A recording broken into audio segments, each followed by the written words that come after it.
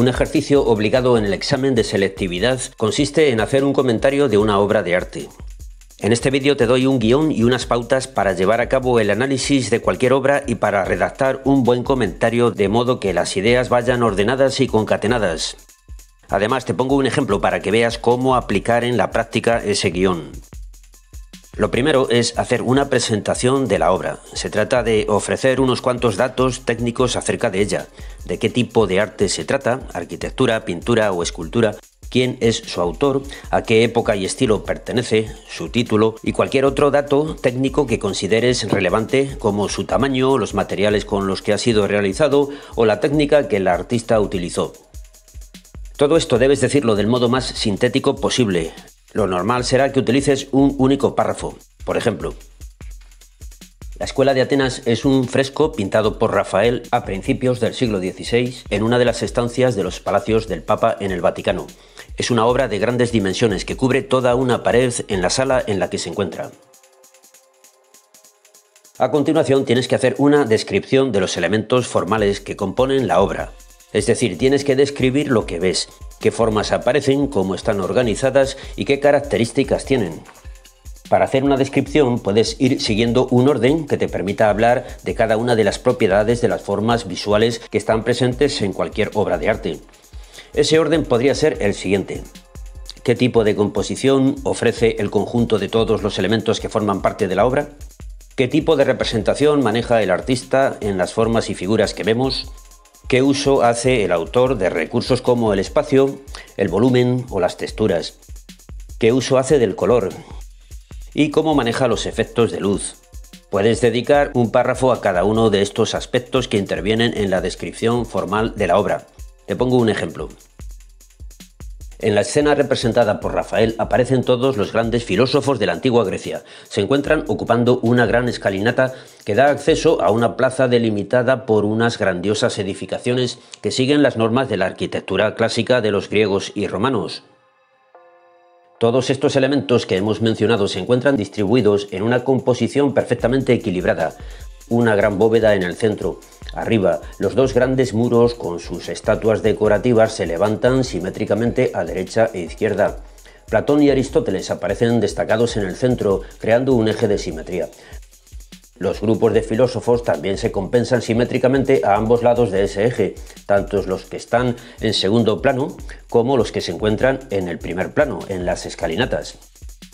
La representación de las figuras es perfectamente realista, tanto en sus formas como en sus proporciones. Además, comprobamos que Rafael era un maestro del dibujo en la gran variedad de gestos y actitudes de los personajes representados, con un dominio perfecto de la anatomía y de las posturas del cuerpo humano. También consigue representar el volumen en las figuras y la profundidad del espacio mediante la distinción entre zonas iluminadas y zonas en sombra, y mediante el recurso de la perspectiva. Rafael dispone la línea del horizonte a media altura y el punto de fuga en el centro. Todo lo que los artistas del 480 habían ido intentando y descubriendo poco a poco en lo que se refiere a la representación realista, en Rafael alcanza la perfección. Los colores que utiliza son muy variados, se puede decir que utiliza toda la gama cromática y a la vez logra disponerlos de un modo armonioso. Hay azules, rojos y amarillos, junto a verdes, naranjas y morados. Siempre son colores atenuados y matizados, evitando estridencias. También el uso de la luz es muy matizado, no hay contrastes bruscos entre luces y sombras y el paso de claro a oscuro se hace siempre poco a poco.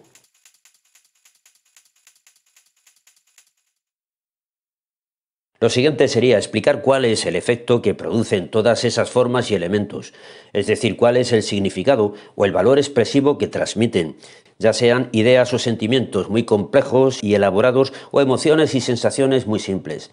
Se trata de analizar y comentar el tema sobre el que trabaja el autor o los temas sobre los que trabaja. Más allá de las formas que vemos, existe siempre un contenido más o menos profundo, oculto o evidente, intencionado o casual. El resultado es una obra de gran armonía y perfección, de acuerdo plenamente con los valores estéticos del Renacimiento. Todo transmite orden y equilibrio, serena belleza y sencilla grandeza. El realismo del que hemos hablado al referirnos a la representación es un realismo idealizado que evita las imperfecciones de la realidad buscando una belleza ideal que exprese gracia y elegancia. Todos estos valores expresivos responden a los principios de la racionalidad que los humanistas del Renacimiento exaltaron como elemento fundamental en el trabajo de científicos y artistas. El mismo tema de esta pintura es la exaltación de la razón. Los filósofos representan el esfuerzo del hombre por alcanzar la verdad mediante la inteligencia. Las dos estatuas que aparecen son Apolo, dios de la razón, a la izquierda, y Atenea, diosa de la sabiduría, a la derecha. Ambos representan el triunfo de la racionalidad sobre los instintos, que aparecen representados en los relieves de la parte inferior. Finalmente, habría que explicar cuál puede ser el sentido último de la obra que estamos analizando. ¿Cuál fue la intención por la que fue llevada a cabo? ¿O qué función se pretendía que cumpliera? ¿Por qué fue hecha y por qué fue hecha de esa manera? Esto se explica, lógicamente, a partir del contexto histórico y social en el que trabaja el artista, y también desde el contexto personal y psicológico que vivía el autor.